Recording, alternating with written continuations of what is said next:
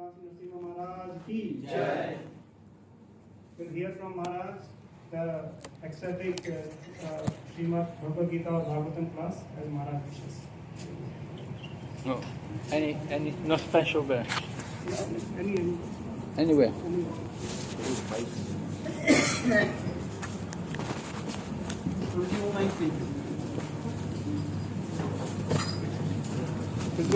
No? Would you like to sit at chair? Yeah, I'd like to sit here.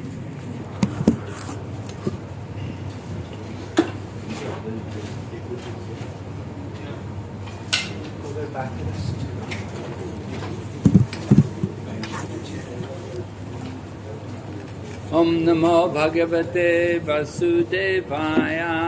Om Namo Bhagavate Vasudevaya. Om Namo Bhagavate Vasudevaya.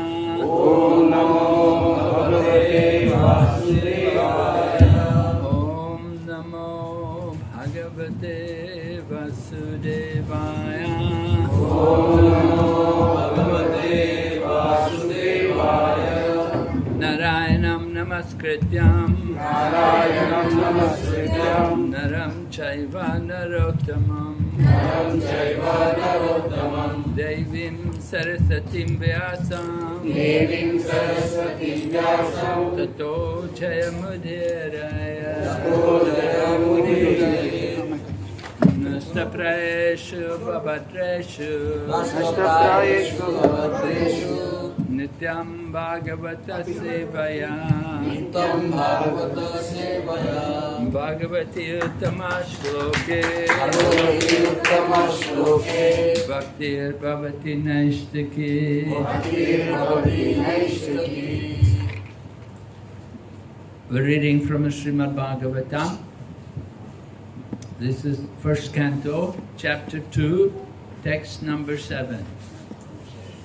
Vasudeve Bhagavati Vasudeve Bhagavati Bhakti Yoga Prayojita Bhakti Yoga Prayojita Janayatyasu Vairagyam Janayatyasu Vairagyam Jnanam Chayada Haitukam Jnanam Chayada Vasudeve Bhagavati Vasudeve Bhagavati Bhakti Yoga Prayojita Bhakti Yoga Prayojita Janayatyasu Vairagyam Janayatyasu Vairagyam Jnanam Chayada Haitukam Jnanam Chayada Haitukam Vasudeve Bhagavati Vasudeve Bhagavati Bhakti Yoga Prayojita Bhakti Yoga Prayojita Janayatyashu Vairagyam Janayatyasu Vairagyam Jnanam Chayada Haitukam. Jnanam Chayada Haitukam. Others can chant. Vasudeve Bhagavati Vasudeve Bhagavati Bhakti Yoga Prayojitaha Bhakti Yoga Prayojita Janayati Ashu Vairagyam Janayati Ashu Vairagyam Jnanam cha yad hetukam Jnanam Chayada Haitukam. Vasudeve Bhagavati Vasudeve Bhagavati Bhakti Yoga Prayojitaha Bhakti Yoga Prayojita Janati Asu Vairagyam Janayati Ashu Vairagyam Jnanam Chayat Haitukam. Jnanam Chayada Haitukam. Vasudeve Bhagavati Bhakti Yoga Prayojita Janayati Asu Vairagyam Jnanam Chayat Haitukam. Vasudeve Bhagavati Bhakti Yoga Prayojita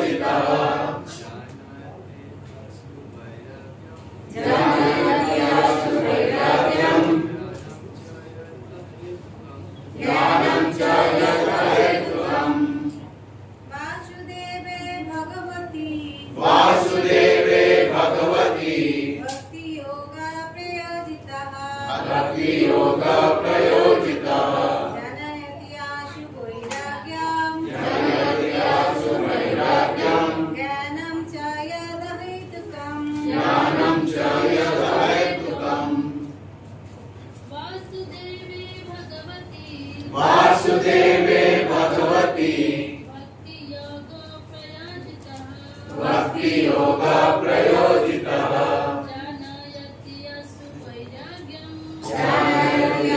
Vairagyam. Jnanam cha yatha hetukam. Vasudeve Bhagavati. Vasudeve Bhagavati. Bhakti Yoga Prayojitah. Bhakti Yoga Prayojitah. Jnanayati Asu Vairagyam. Jnanayati Asu Vairagyam. Jnanam cha yatha hetukam. Jnanam cha yatha hetukam. Vasudeve Bhagavati. Bhakti Yoga Prayojitah. Jnanayati Asu Vairagyam. Jnanam cha yatha hetukam. Vasudeve Vasudeve unto Krishna, unto Krishna. Bhagavati Bhagavati unto the personality of Godhead, unto the personality of God. Bhakti Yoga, Bhakti Yoga, contact of devotional service, contact of devotional service. Prayojita, Prayojitah, being applied, being applied. Janayati, Jnanayati, does produce, does produce. Ashu, Ashu, very soon, very soon. Vairagyam, Vairagyam, detachment, detachment.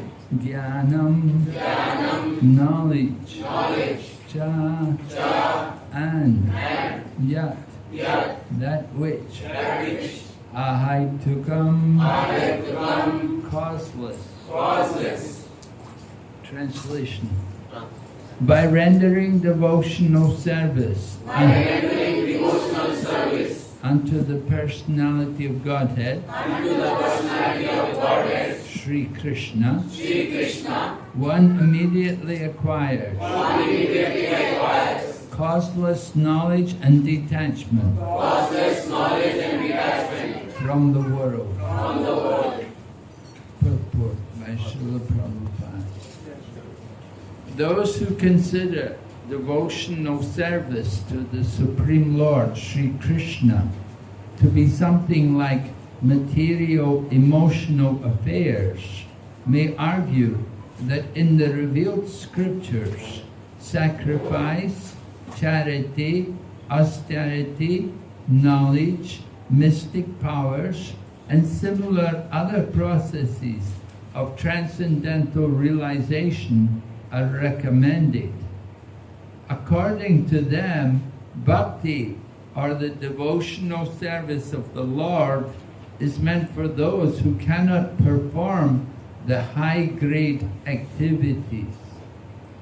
Generally, it is said that the bhakti cult is meant for the Sudras, Vaishyas, and the less intelligent women class. But that is not the fact. The bhakti cult is the topmost of all transcendental activities, and therefore it is simultaneously sublime and easy. It is sublime for the pure devotees who are serious about getting in contact with the Supreme Lord, and it is easy for the neophytes who are just on the threshold of the house of bhakti. To achieve the contact of the Supreme Personality of Godhead, Sri Krishna, is a great science, and it is open for all living beings, including the Sudras, Vaishyas, women, and even those lower than the low-born Sudras. So what to speak of the high-grade men like the qualified Brahmanas and the great self-realized kings? The other high-grade activities designated as sacrifices, charity, austerity, etc., are all corollary factors following the pure and scientific bhakti cult. The principles of knowledge and detachment are two important factors on the path of transcendental realization. The whole spiritual process leads to perfect knowledge of everything material and spiritual. And the results of such perfect knowledge are that one becomes detached from material affection and becomes attached to spiritual activities. Becoming detached from material things does not mean becoming inert altogether, as men with a poor fund of knowledge think. Naiskarmya means not undertaking activities that will produce good or bad effects. Negation does not mean negation of the positive. Negation of the non-essentials does not mean negation of the essential. Similarly, detachment from material forms does not mean nullifying the positive form. The bhakti cult is meant for realization of the positive form. When the positive form is realized, the negative forms are automatically eliminated. Therefore, with the development of the bhakti cult, with the application of positive service to the positive form, one naturally becomes detached from inferior things, and he becomes attached to superior things.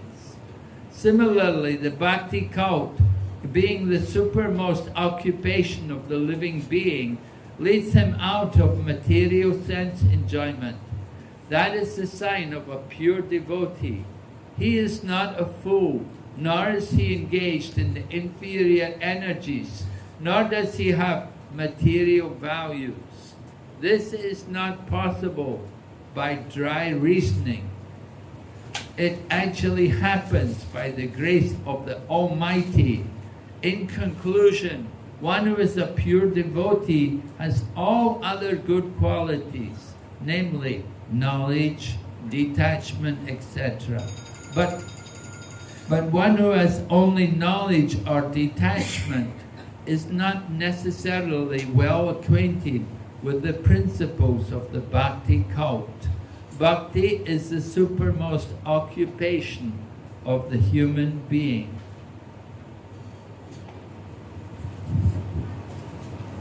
Om Jnanatammarandasya Jnananjana Shalakaya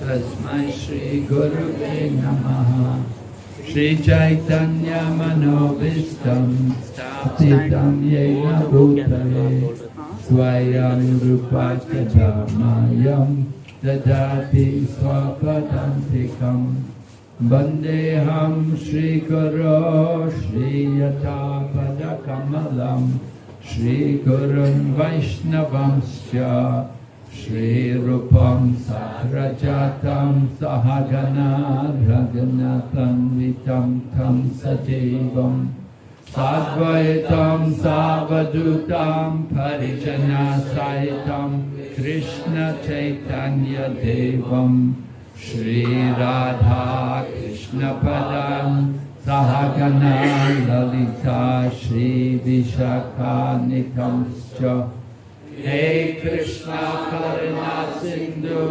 Dinabandhu Jagatpate Gopesha Gopika Kanta Radha Kanta Namastute Tapta Kanchana Gaurange Radhe Vrindavaneshwari Vrishabhanu Sukhe Devi Pranamami Hari Priye Panchakalpatarubhyasya Kripa Sindhu Vaevacha Patitanam Pavanebhyo Vaishnavebhyo Namo Namah Namo Vishnu Padaya Krishna Prestaya Bhutale Srimate Bhakti Vedanta Swami Iti Namine Namaste Saraswati Devi Gauravani Pracharine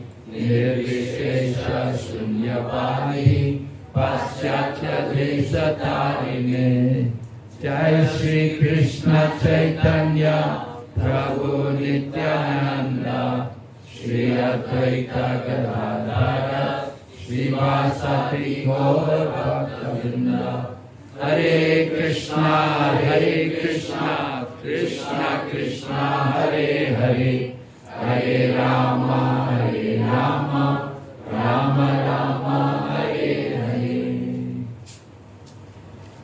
So we're reading from the Srimad Bhagavatam, first canto. Sutta Goswami is replying to the sages in Naimisharanya forest. Do we need translation here? As Everybody can understand. Everyone's okay? Yeah? Good. So Sutta Goswami had come in the assembly of the sages in Naimisharanya. Naimisharanya is a holy place. It's near to Lucknow. Not far. You can go there. You can see also Dadichi Muni's ashram there in Naimisharanya. You can see also the center of the universe. The universe is situated like a wheel, and Naimisharanya is like the hub of the universe. And there's a big well there. It's a bottomless well. You can never find out how far the well goes down. And many people go there to perform sacrifices. Even today, it's a place of sacrifice. You know, maybe you have a young child and you do things like annaprashna or head shaving for the child. Often people will go there to Naimisharanya and do the yajna there. So 5,000 years ago, Kali Yuga was beginning. So all the sages came to Naimisharanya to sit and to do sacrifice. And the sacrifice went on for 1,000 years. So it was a great sacrifice, big sacrifice. And Sutta Goswami, he was the son of Romaharshan Sutta. Romaharshan Sutta was the original speaker to the sages of Naimisharanya. But Lord Balaram came there, and Romaharshan had not properly respected Lord Balaram. So Lord Balaram decided this person is not really qualified to be speaking on the Bhagavatam. So Lord Balaram took a blade of kusha grass and pierced his heart and killed him. And after Lord Balaram had killed Romaharshan Sutta, all the sages there, they were shocked because they said, we gave him a long duration of life. We had blessed him that he would have a long life, and you've killed him. And Lord Balaram said, well, bring him back to life if you want. But the sages said, no, you are the Supreme Lord, and you have chosen to remove him. He said, all right. But the sages requested that we had given him a benediction of a long life. So what about the benediction we gave him? Because if you just kill him, you know, he didn't have a very long life. So you have to make some arrangement for the benediction. So Lord Balaram said, well, his son is there. So Sutta Goswami was the son of Romaharshan Sutta. So he said, we will give that benediction to his son. So Sutta Goswami got that benediction. And Sutta Goswami, as we heard in the first chapter, he was well educated, well qualified. He'd studied all the scriptures. Of course, Romaharshan Sutta, he was a disciple of Srila Vyasadeva. He was one of the direct disciples of Srila Vyasadeva. So he was a very qualified person. And Sutta Goswami, he was also well educated. And he had also heard the Srimad Bhagavatam from Shukadeva Goswami. When Shukadeva Goswami spoke Bhagavatam to Maharaj Parikshit for 7 days, at that time Sutta Goswami was there and he had heard everything. So Sutta Goswami was well qualified. He studied all the scriptures and all the Puranas and he knew the conclusions of everything. And he was also a very good character. He strictly followed all the principles of religion. So he was elected to be the speaker. And he was asked different questions by the sages in Naimisharanya. Actually, in the first chapter, there are 6 questions which are put by the sages to Sutta Goswami. And one question, the first question was answered in the previous verse, which was text number 6, which is well-known verse. Probably you all know that verse, right? Savai pumsam parodharmo yato bhaktira dhoksaje ahaitiki apatiyata aratma suprati. Right? The supreme occupation for all humanity to attain is loving service to the Lord. And such service should be unmotivated and uninterrupted to completely satisfy the self. So, this previous verse, this answered the first question of the sages. The first question was, what was the essence of all the scriptures? Because there are so many books, there are so many scriptures. Sometimes people want, oh, they're all so many different things. We don't know what we're supposed to do. What's the essence? So the sages wanted Sutta Goswami to tell them what was the essence of all the scriptures.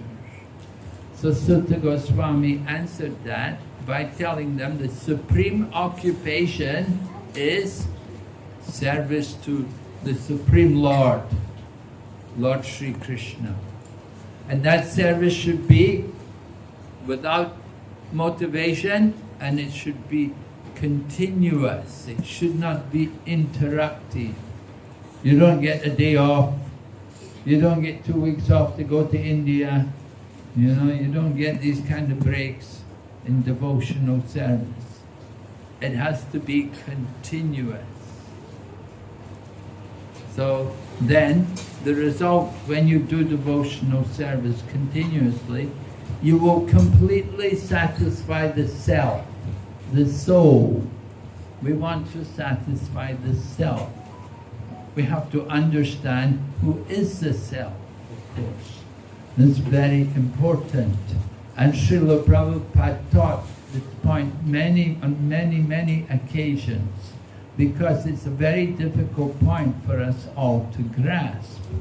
But the fact is that we are all spiritual beings and we live in the material body. So we have to understand this basic point about identity, right? We ask, who are you? Right? If I ask this young lady, who are you? What will you say? Huh? I'm Anita. You're Anita. Okay. Anything else about yourself? Nothing else. Who gave you that name? Your parents? Yeah, your mother and father?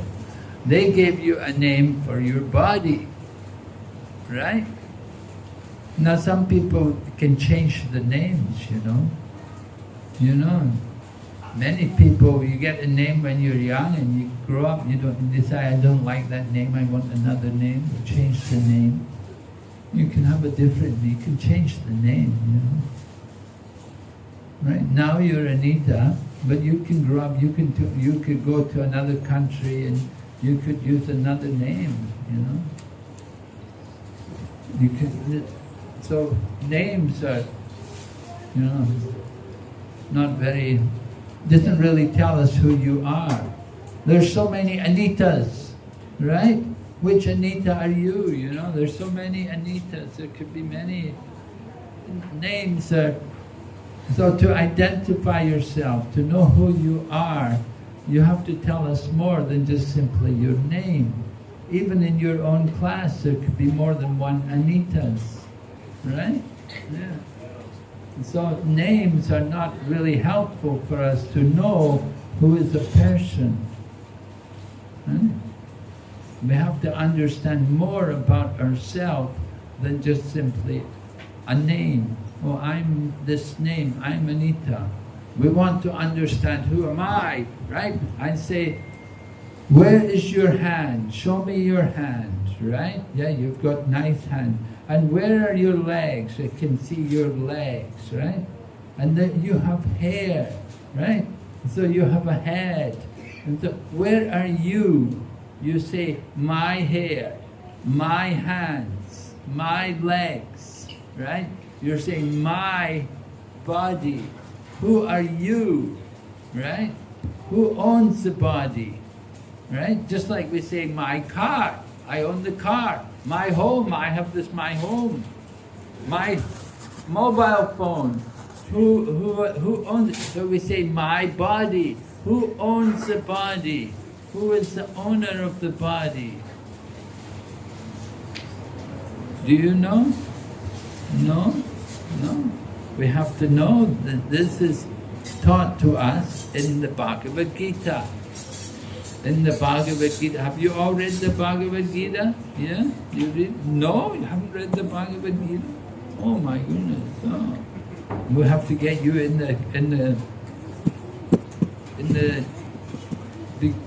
the youth class. I have read some. I have read some chapters. You have what? I have read some chapters. You've read some chapters? Okay. So, we want you to learn something very important from the Bhagavad Gita. Krishna teaches us first who we are, our identity. It's very important to know who am I. And he teaches us, he says, Dehinosmin yata dehe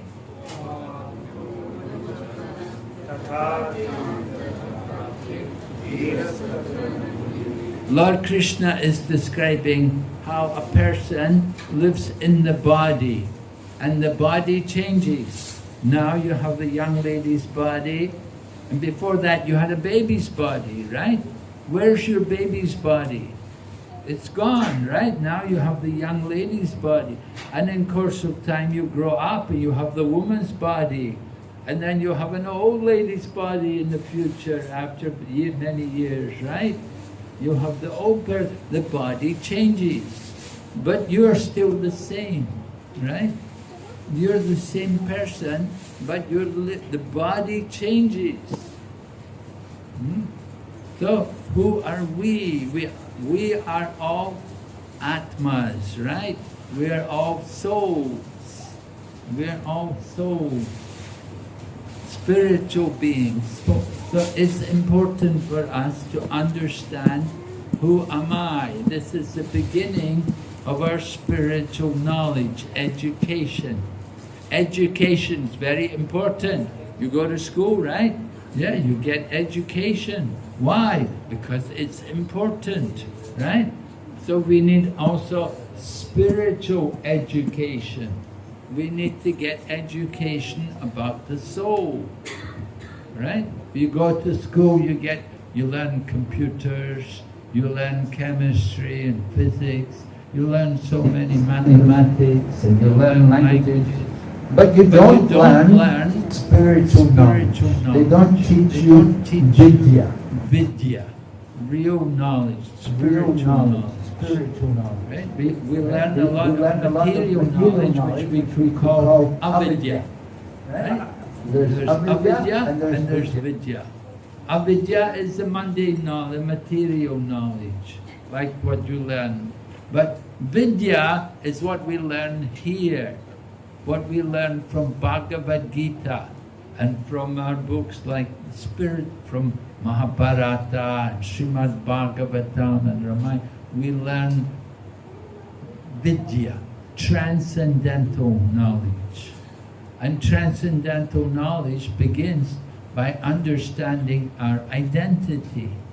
Who am I? Just like my teacher, Prabhupada. I met Srila Prabhupada in London in 1971. He came there to London. And people often came to see Prabhupada, and sometimes they would ask him, Swamiji, how old are you? And Prabhupada would say to them, I am the same age as you. And they would be, what? You're an old man, I'm a young man. Prabhupada said, I am the same age as you. He said, because we are all souls. We're all souls. We're living in the body. The body is not really us. The body is the dress. It's like a dress. Just like in Bhagavad Gita, if you read the Bhagavad Gita 2nd chapter, Lord Krishna says about the dress, he said, Vachamsi janani yatha vihaya navani grinati naroparani tata sharirani vihaya chinnani anya samyati navani dehi. That's the Sanskrit, right? And the meaning is just like you change the dress, we change also the body.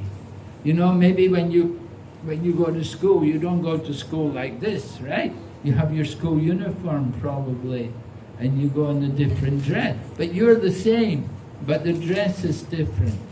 And sometimes you know your clothes get old, you get new clothes, you change the dress.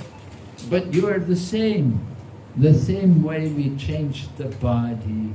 The body is just like a dress. But who is the person? The person is living in the body. And that person is the soul. So we want to understand our spiritual nature, that we are all souls. So before we try to understand Krishna, we have to first of all understand who I am and who each of us are. We're all spiritual beings. We're all souls, but we're living in the material body. So when we chant Hare Krishna, we can understand this very quickly. By chanting the Hare Krishna mantra, we can awaken the knowledge of our spiritual identity as souls. So this is being taught to us. Of course, it's there in the beginning of the Bhagavad Gita, and now we're going on, we're reading today from the Srimad Bhagavatam. Srimad Bhagavatam continues where the Bhagavad Gita stops, right? The Bhagavad Gita stops where Arjuna surrenders to Krishna. Lord Krishna tells Arjuna to surrender, and Arjuna says, all right, I'll do it. I'm going to do what you want, Krishna, right?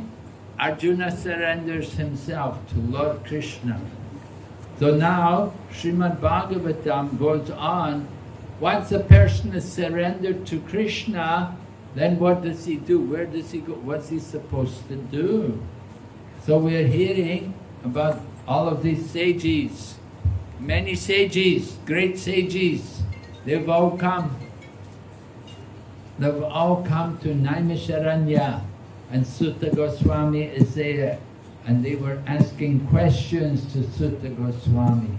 They wanted to know about what is the essence of all the scriptures. And Sutta Goswami told them, the essence of all the scriptures is to do devotion for the Supreme Lord, to engage in bhakti yoga. Right? There are many kinds of yoga. We're doing Bhakti Yoga, the yoga of devotion. And that is the highest kind of yoga. So, what is the result? We may want to know, if I do this Bhakti Yoga, what will happen? So, the Sutta Goswami is telling what will happen if you do Bhakti Yoga. Just like when you eat, if you're hungry, and when you eat, what will happen? You won't, gradually as you eat, you won't feel hungry anymore, right? Because you're eating the food. So you get, before you eat, oh, I'm weak, I'm hungry, I haven't eaten any breakfast today and I'm hungry and oh, I feel weak. But then when you eat, then you start to feel strength. Oh, I feel good now, I've eaten, you know, I feel strength. You feel happy and healthy and you're ready to work. You feel all these things as you go on eating. And you reach a point where you don't want to eat anymore, right? Oh, no more, I'm full already. Please don't give me any more tea. I'm already satisfied. So, Bhakti Yoga is like that. That in the beginning, you know, we're weak and we're confused, we're wondering what to do. But as we do Bhakti Yoga, then we become more and more stronger and confident, and we develop these two things which are mentioned in the verse today, Gyan and Vairag, knowledge and detachment.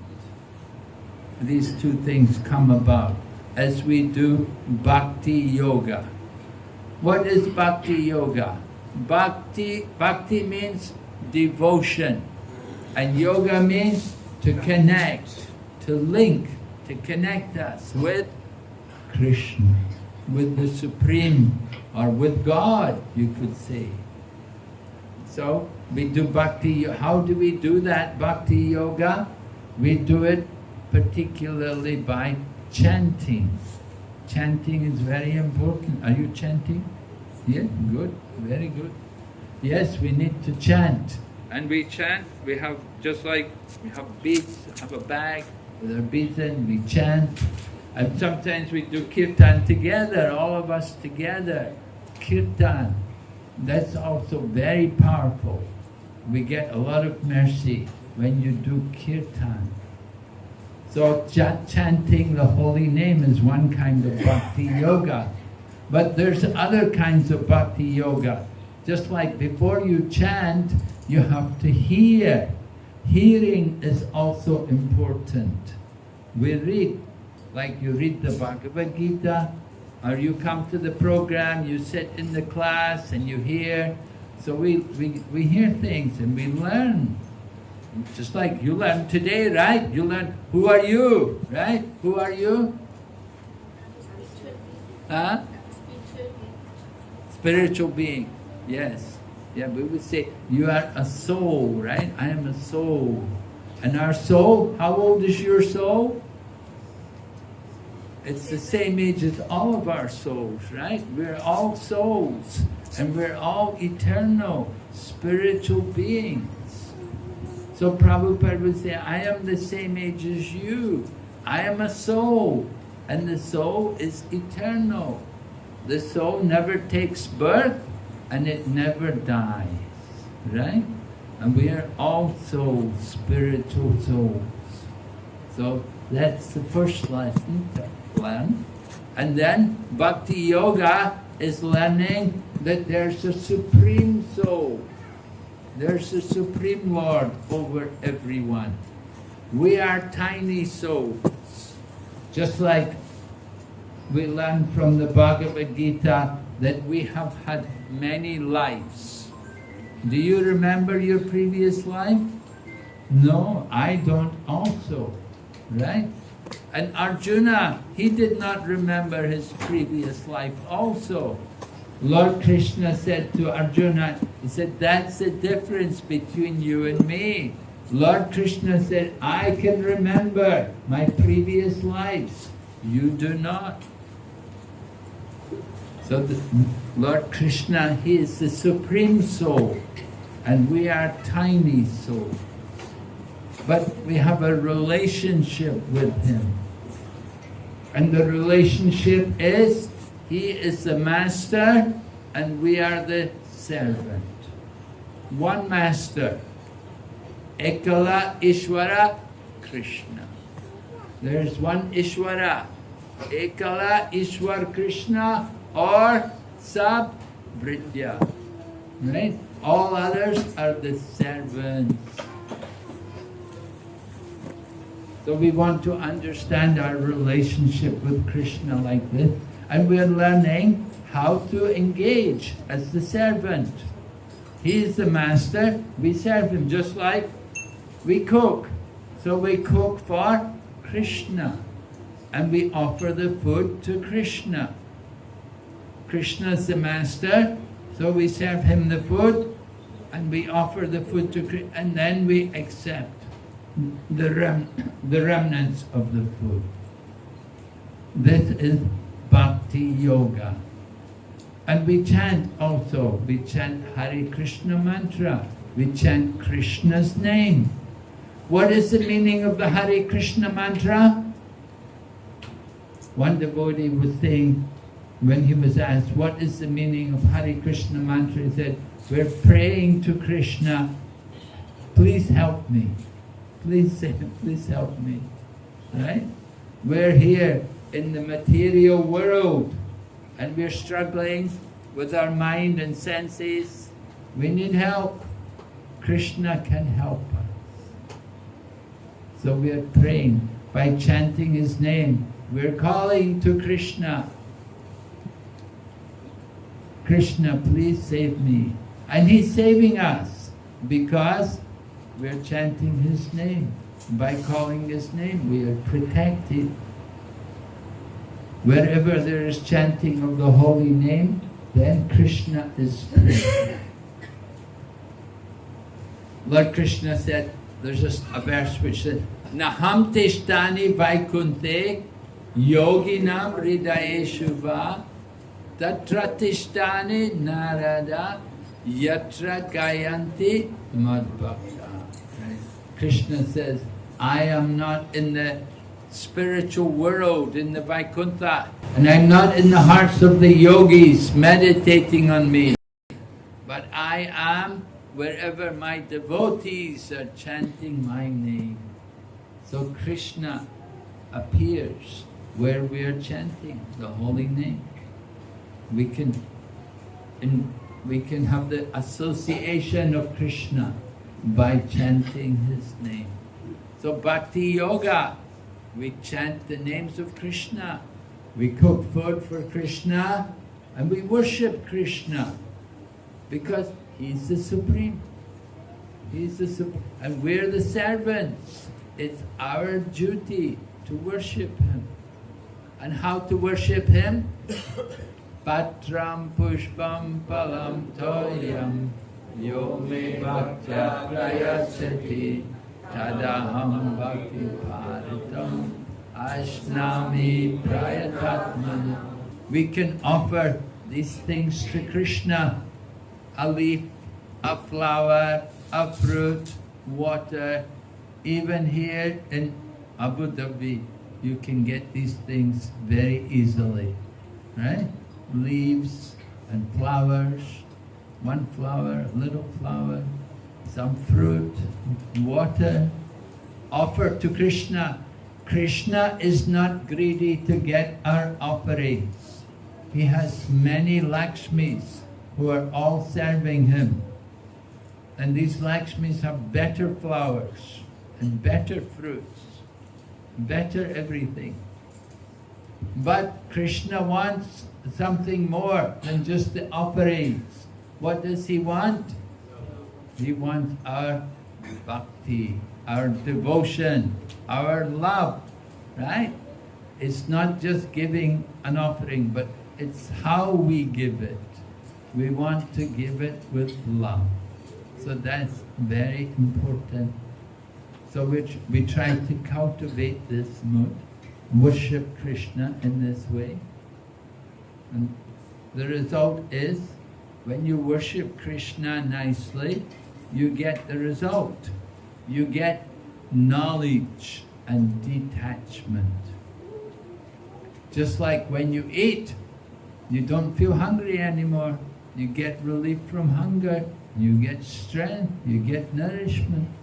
In the same way, when you do service for Krishna, then you will feel also knowledge. You will get knowledge about Krishna and our relationship with Him.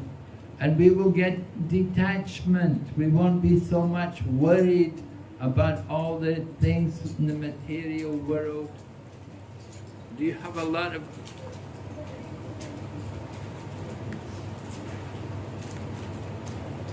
Do you... I don't know. Did I turn it off?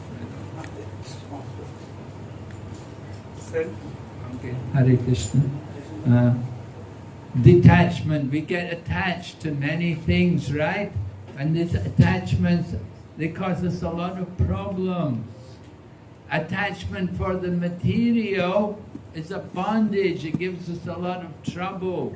But if we become attached to the spiritual, that will give us the greatest happiness, the greatest pleasure. So there's different things to be attached to. We have to learn how to control what we become attached to. We want to become attached to Krishna, and we should become attached to worshipping Krishna and chanting His name. These things, if we become attached to Krishna, then that will help us to progress in spiritual life. But attachment to the material will keep us in the material world. Right? We have to think about the future. Where are we going from here? There's a book called Alice in Wonderland. Did you ever read that book, Anita? Alice in Wonderland? It's a famous book about a young girl like you, a young lady, and she went into the Wonderland. And she got into the Wonderland, and then she said, where do I go from here? So the people in the Wonderland, they said, where do you want to go? And she said, well, I don't really know. So they said, well, it doesn't matter which way you go, does it? If you don't know where you want to go, it doesn't matter.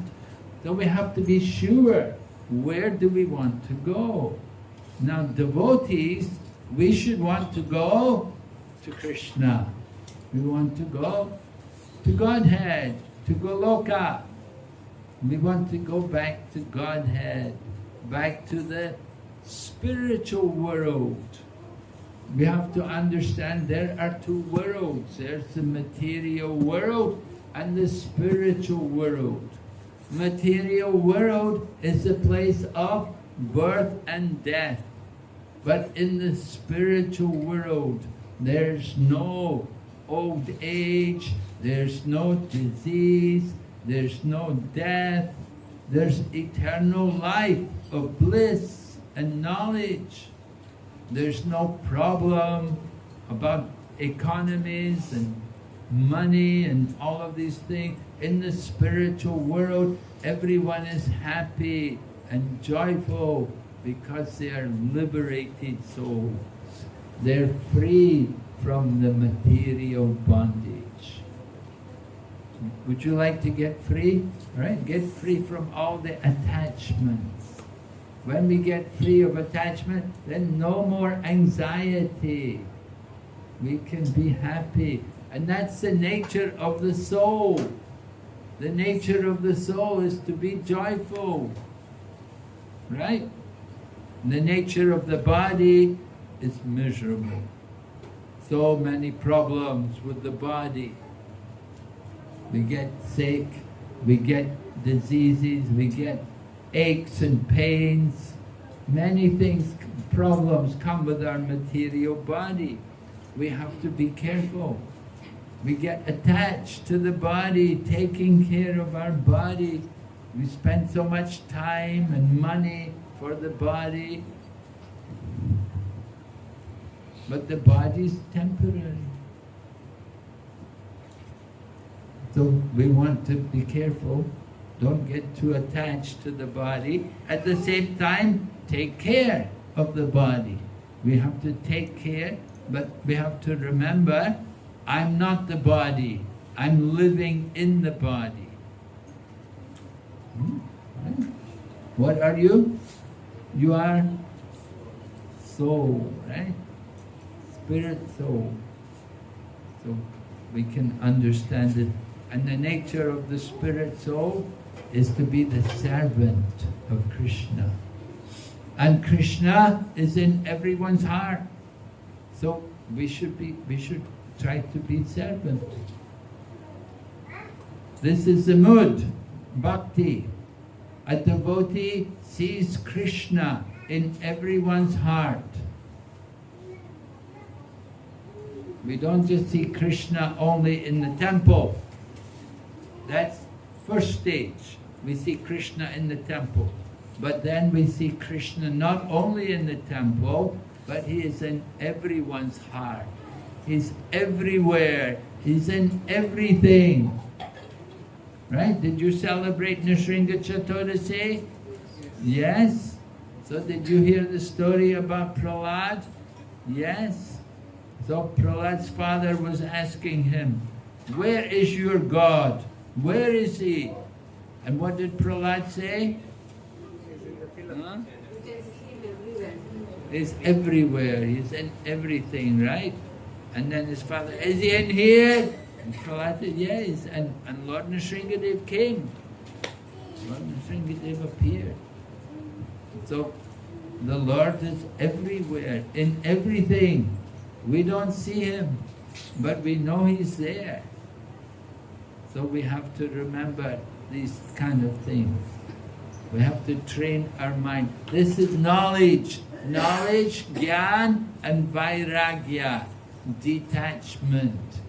We have to let go of the material. How do you let go? Well, yes, hold on to Krishna. If you're holding on to Krishna, then you have to let go of the material. Just if I'm holding on to this, I have to let go to hold on the table, right? You can't hold on to both. So if you're holding on to the material, you won't be able to hold on to Krishna. If you want to hold on to Krishna, you have to let go of the material. There's a story about the monkey. You know, monkeys like apples, you see. So one day monkey came by, and he came by the person's house, and he saw on the table there was a bowl with apples in it. And the monkey saw the apples and he thought, whoa, those look like nice apples. And the monkey saw nobody was there. So monkey went in and got one of the apples and took the apple away with him. He was thinking, oh, I've got a nice apple now. And he went to bite it, and it was plastic.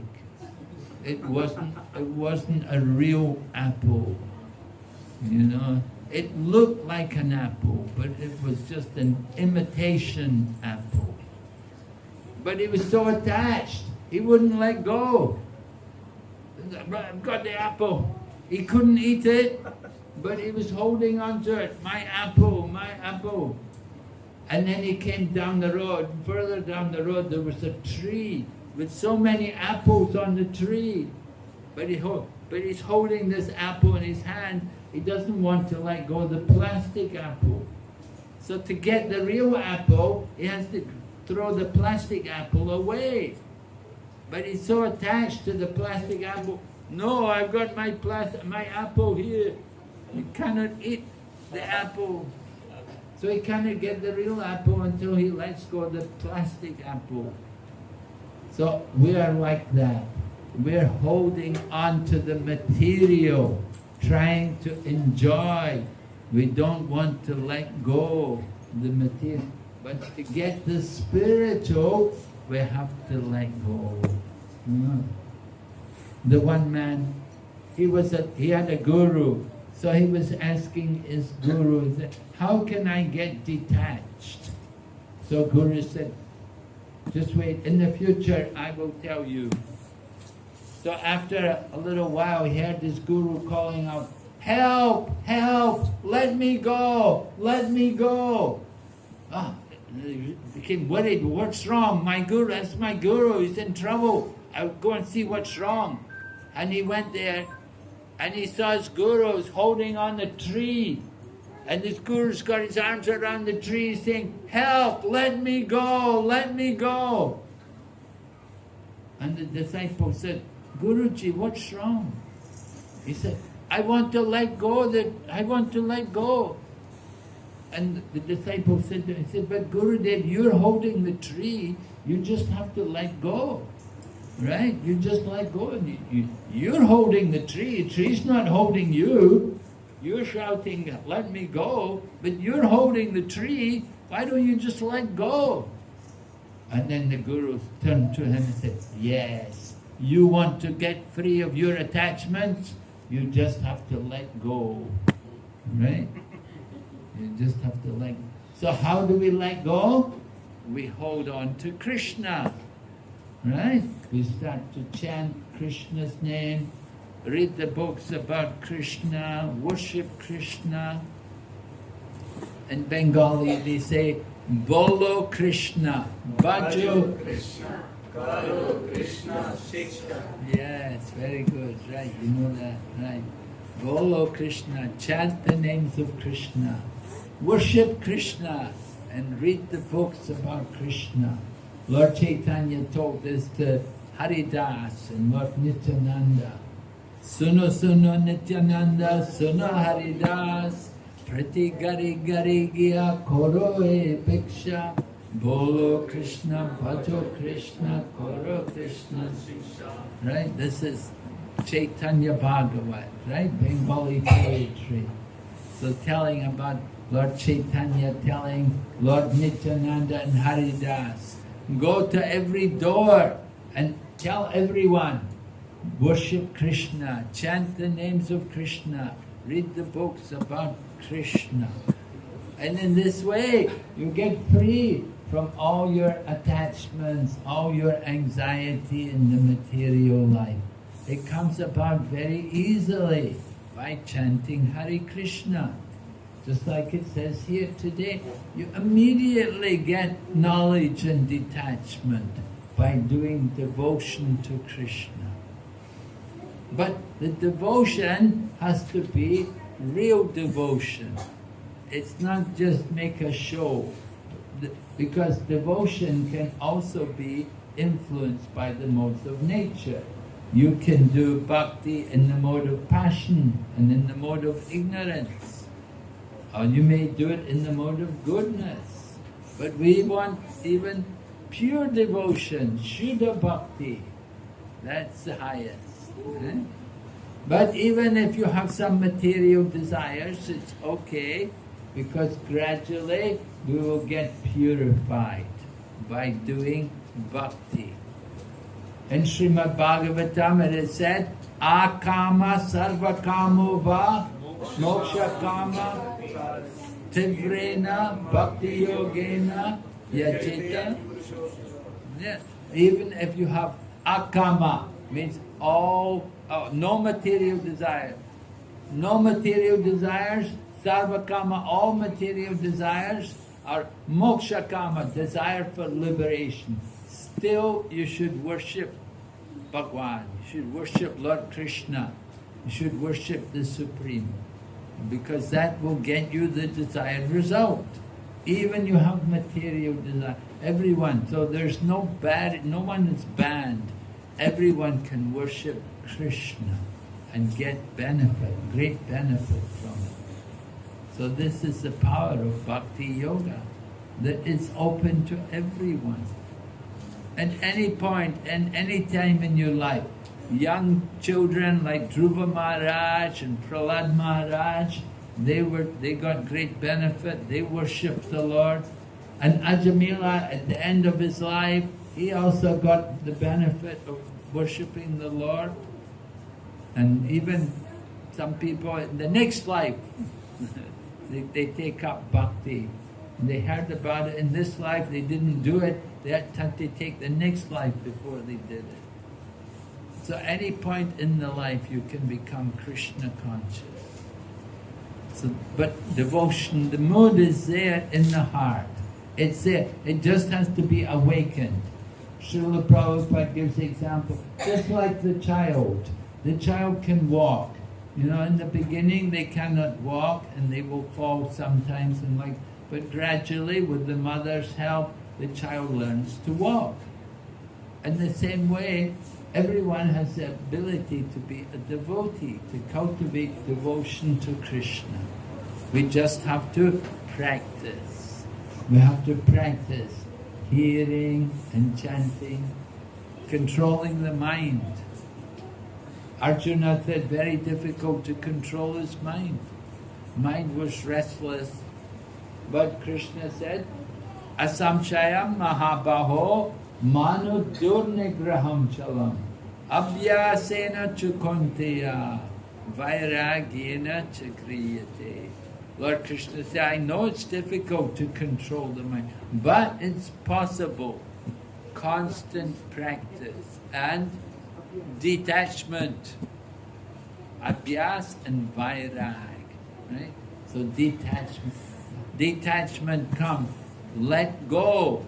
How do we let? Hold on to Krishna. Attachment for Krishna is spiritual attachment. An attachment for the material. You watch the Bollywood movies, you watch the Tamil movies, you watch the cinema, the different things, you know. You get lost in the material world. And so that attachment for the material, bondage. But the same attachment to Krishna, freedom. Back to Godhead, back to Him. Alright, any questions? Yes, Prabhu? Hare Krishna Maharaj. Hare Krishna. Maharaj, here the word hetukam comes, right? So that I am not understanding. Like, with regards to bhakti, I can understand that love should be without any intentional motive, Yeah. because it's an exchange, right? Otherwise, it's a business transaction.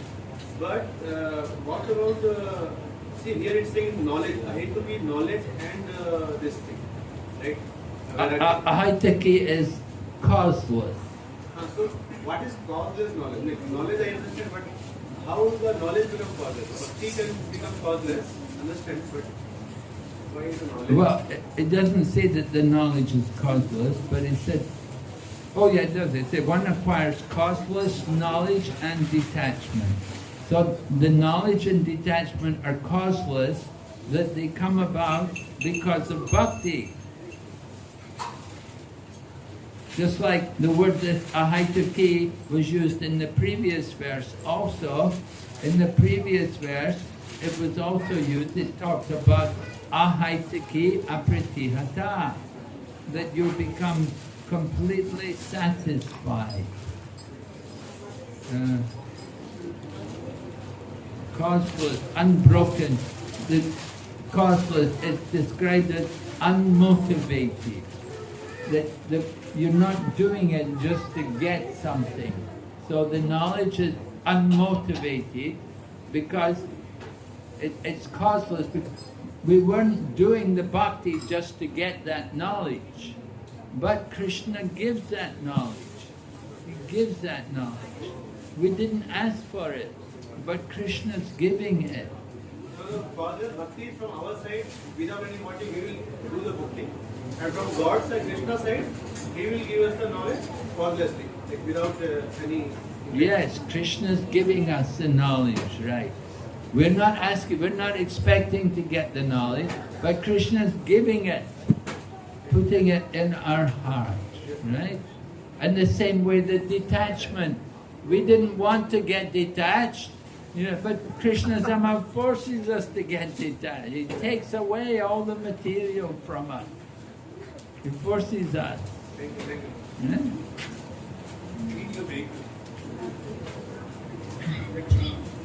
Maharaj, when many times devotees do not feel enthusiastic in devotion. How do we inject this enthusiasm? Devotees don't feel enthusiasm to do bhakti. How do we get enthusiasm? We need to get association with people who are enthusiastic. Right? If you have association with people who are enthusiastic, then you can get also enthusiasm. It's contagious. Right? That's the idea. If somebody is enthusiastic, then they can give enthusiasm for everyone else.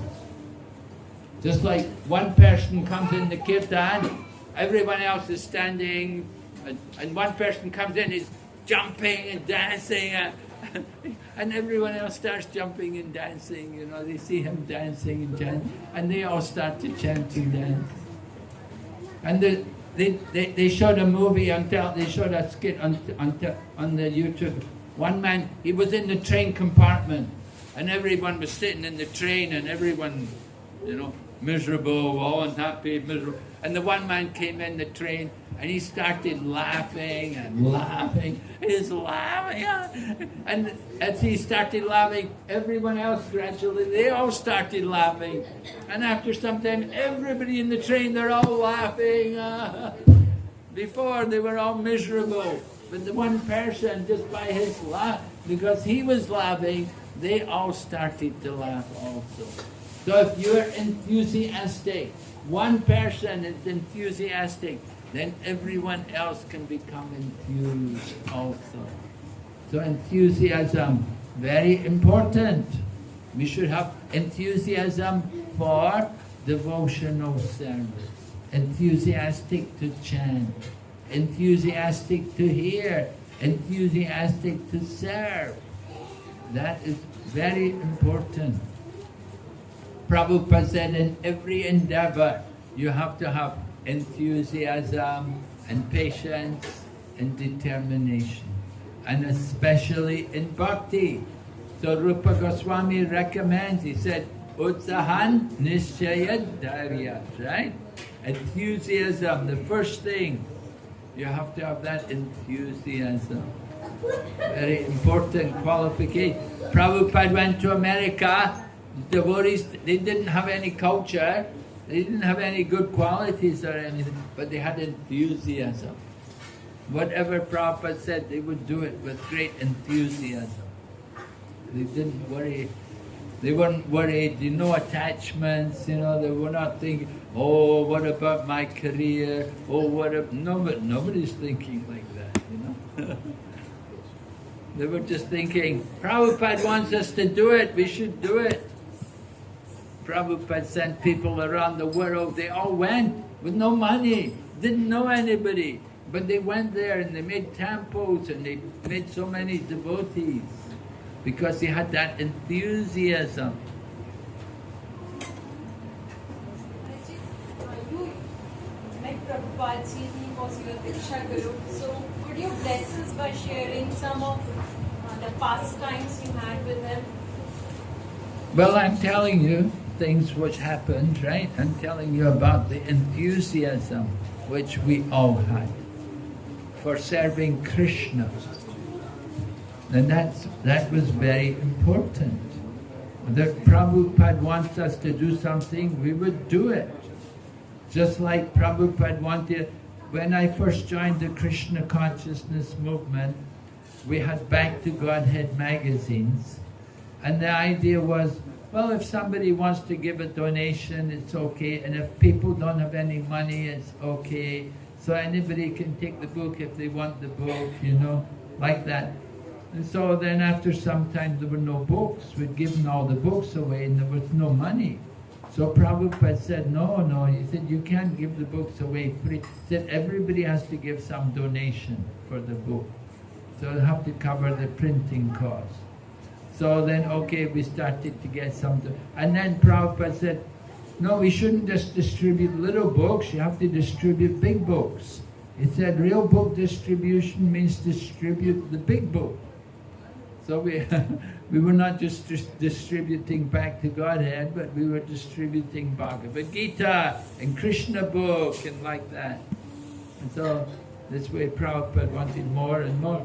And nowadays when they distribute books, they don't distribute one book, they distribute a set of books, you know. You have to get a set of Srimad Bhagavatam or a set of Chaitanya Charitamrita. And like that, you know, we had that enthusiasm. We would distribute books and Prabhupada would say, very good. He said, now double it. You know, Prabhupada, we would always push us more. He said, you've done this, now do that, do more, just double it. Whatever you've done last year, you have to double it next year. So Prabhupada liked to see us do more for Krishna.